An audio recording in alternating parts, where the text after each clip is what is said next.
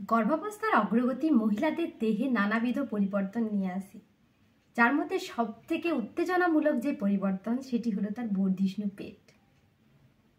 এই যে পেটের মধ্যে বেড়ে ওঠা বেবি বা বর্ধিষ্ণু যে বেবি বাম্প যার কথা আমরা বলে থাকি, এটা একটা উল্লাসজনক অনুভূতি, এটা একটা আলাদা ব্যাপার।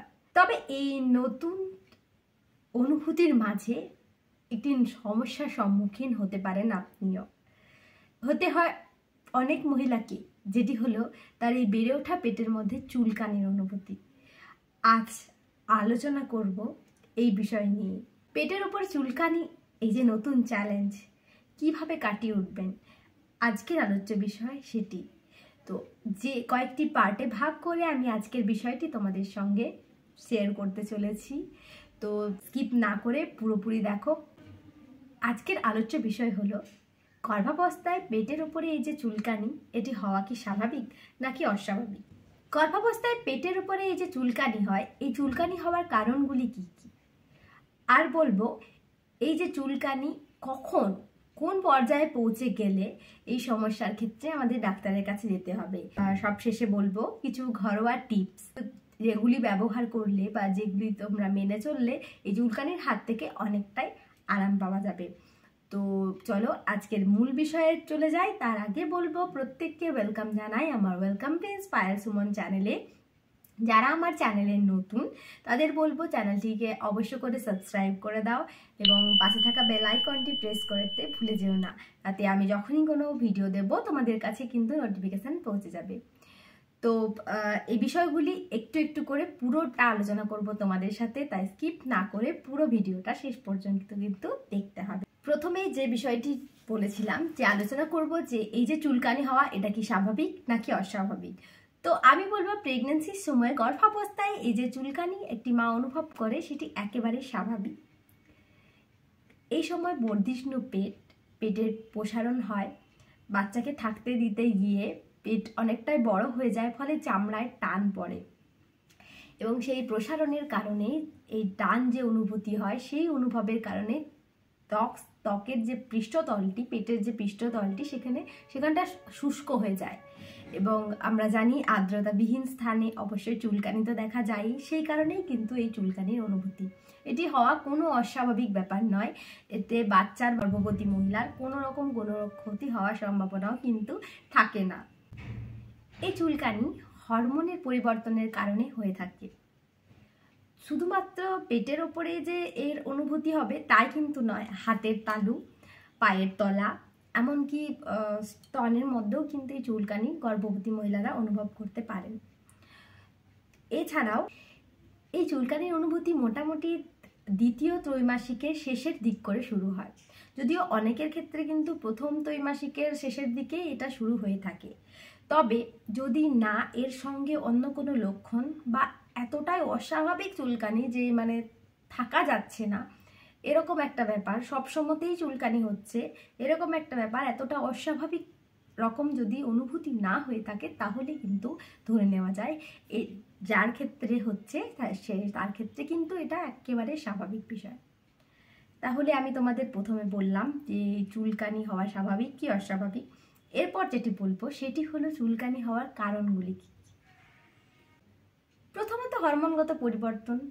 আমরা জানি যে প্রেগন্যান্সির সময়তে অবশ্যই আমাদের হরমোনের গেম চেঞ্জেস চলতেই থাকে, সেই কারণে হরমোনের পরিবর্তনের কারণে একজন গর্ভবতীর দেহের প্রচুর পরিবর্তন ঘটে, যার মধ্যে একটি কিন্তু এই পেটের ওপরের চুলকানি।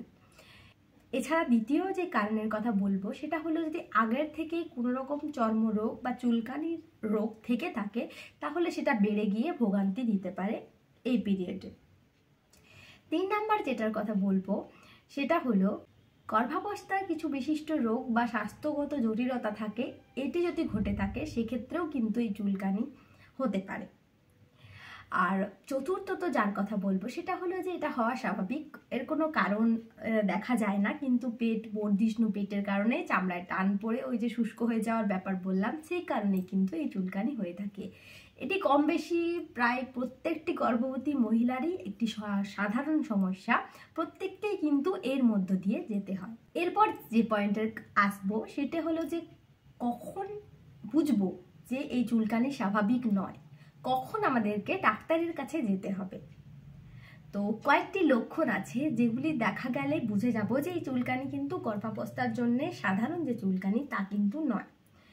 তখন আমাদের অবশ্য করে ডক্টরের পরামর্শ নিতে হবে এবং ছুটে যেতে হবে ডক্টরের কাছে। তো তার প্রথম যে লক্ষণ সেটি হলো, যদি দেখা যায় সন্ধ্যের পর এই চুলকানির ব্যাপারটি বেড়ে যাচ্ছে, সারাদিন একদমই নেই বা একেবারেই নেই, কিন্তু সন্ধ্যের পর প্রচণ্ড পরিমাণে চুলকানি শুরু হয়ে যাচ্ছে। 2 নাম্বার, যদি দেখা যায় যে এই চুলকানি এতটাই অস্বস্তিকর পর্যায়ে চলে যাচ্ছে যে কোনো কিছুর বিনিময়ে কোনো কিছুতেই এটা আটকানো সম্ভব হচ্ছে না এবং কন্টিনিউ চলছেই, একটুক্ষণের জন্য থেমে নেই, এতটাই অস্বস্তিকর।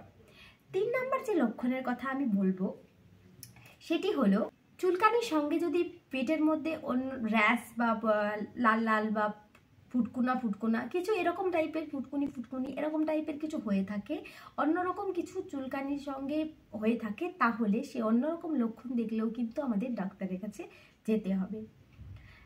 নেক্সট যে পয়েন্টের কথা আমি বলবো, পেটের মধ্যে চুলকানির অনুভব অনেকটাই কম, শুধু হাত এবং পায়ের তালুতে যদি অনেক বেশি চুলকানি দেখা যায় তাহলে কিন্তু এটা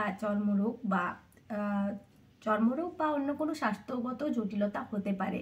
তাই দেরি না করে তখনই ডাক্তারের কাছে গিয়ে আমাদের বিষয়টি খুলে বলতে হবে, যাতে করে মা এবং শিশুর কোনো প্রকার কোনো ক্ষতি না হয় এই চুলকানির জন্য। কারণ প্রপার চিকিৎসা না হলে যদি সেটা কোনো বিশিষ্ট জটিলতা হয়ে থাকে তাহলে কিন্তু মা এবং সন্তান দুজনেরই ক্ষতি হতে পারে।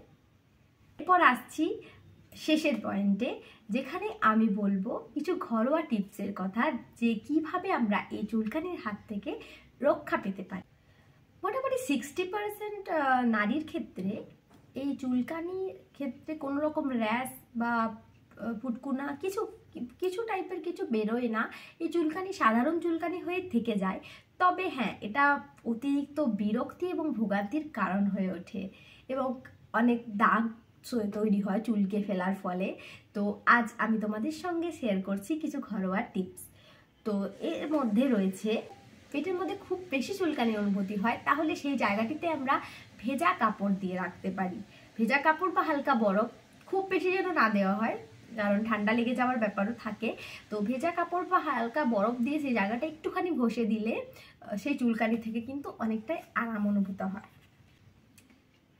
নেক্সট বলবো, নিয়মিত ময়েশ্চারাইজারের ব্যবহার করতে হবে, কারণ আমরা জানি যে শুষ্ক হয়ে গেলেই সেই স্থান চুলকায় বেশি এবং পেটে টান পড়ার ফলে বাচ্চাকে স্থান দিতে গিয়ে জায়গাটা অনেকটা প্রসারণ হয়ে যায়, তাই শুষ্ক পেটে কিন্তু চুলকানির অনুভূতি হবেই। এই কারণে সবসময় ময়েশ্চারাইজার দিয়ে স্নান টান সেরে তারপর যেমন ময়েশ্চারাইজার লাগাতে হবে, দুপুরে রাত্রে শোবার সময় সেই সময়তেও কিন্তু ময়েশ্চারাইজার লাগিয়ে জায়গাটিকে আর্দ্র রাখতে হবে, যাতে করে চুলকানির অনুভূতি কম হয়। এরপর যেটা বলবো, সুগন্ধিযুক্ত ময়েশ্চারাইজার বা লোশন, সাবান, শ্যাম্পু এগুলো ব্যবহার করা কম করতে, কারণ এগুলো থেকেও কিন্তু অনেক সময় র্যাশ, গন্ধ সহ্য করতে না পেরে সেখান থেকেও কিন্তু একটা চুলকানির ব্যাপার আসে। তাই যতটা সম্ভব সুগন্ধহীন এই সমস্ত জিনিসগুলি ব্যবহার করতে হবে। নেক্সট যেটার কথা বলবো সেটা হচ্ছে পেটের মধ্যে নারকেল তেল লাগানো।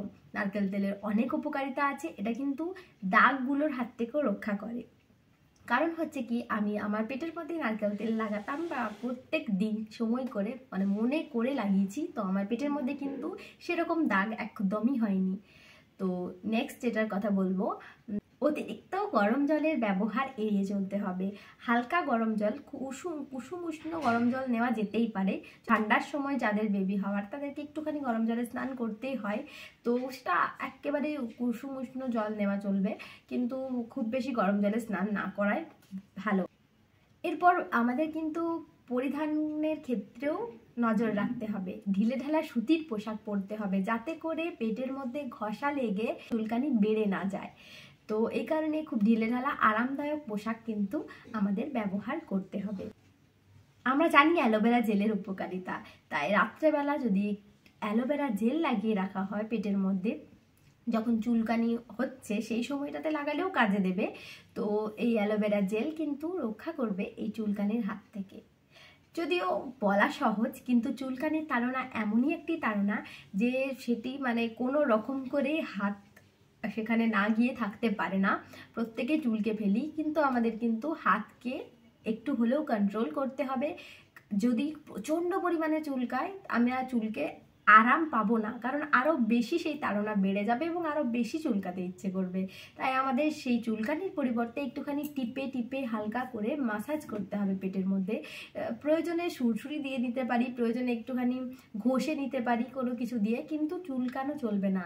এবং সব থেকে বেস্ট যেটা রাখতে হবে সেটা হলো নখ কিন্তু একেবারে পরিষ্কার ছোট ছোট রাখতে হবে, কারণ যদি নখ লেগে যায় সেই পেটের মধ্যে চুলকাতে গিয়ে এবং সেখান থেকে ক্ষত সৃষ্টি হলে কিন্তু সেটা অন্যরকম সমস্যায় গিয়ে দাঁড়িয়ে যেতে পারে।